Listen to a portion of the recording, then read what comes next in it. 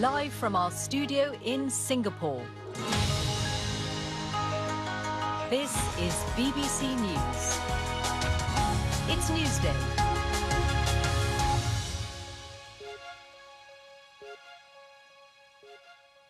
Hello and welcome to the programme. We start in New Zealand, where in the last couple of hours, Chris Hipkins has been sworn in as the country's new Prime Minister after the shock resignation of Jacinda Ardern last week, who said she didn't have enough in the tank to continue in the job. Now, Mr Hipkins was sworn in at Government House in Wellington alongside Carmel Sepuloni, who becomes the country's first Pacifica Deputy Prime Minister. Mr Hipkins' Labour Party will face a general election in October. Our correspondent Phil Mercer has more on this story for us.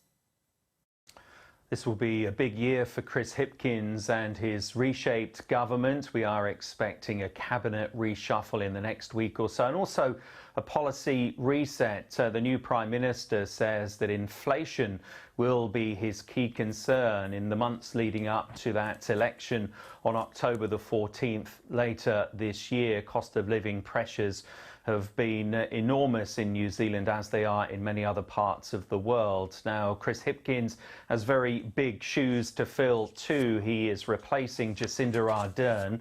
As you say, last week she announced that surprise resignation after more than 5 years as Prime Minister. Jacinda Ardern, for many women and children around the world, became a bit of a global icon for her empathetic and kind approach to leadership, especially after the mosque attacks in the New Zealand city of Christchurch in 2019. But Jacinda Ardern saying that she no longer has the physical capacity to continue burnout at the highest level of government. So Chris Hipkins is the new man in the job, and as you say, he's assisted by his new deputy, Carmel Sepuloni. She is the first Deputy Prime Minister of Pacific descent in New Zealand. And all this is meant to reboot the Labour government as it attempts to win that election later this year. Back in 2017, when Jacinda Ardern became Prime Minister, she was 37 years of age. At the time, she was the youngest female head of government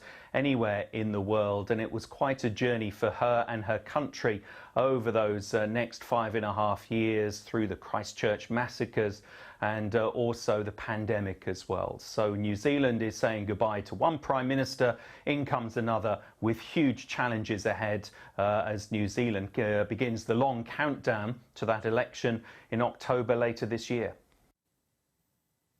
That was Phil Mercer reporting on that story for us. And in other news for you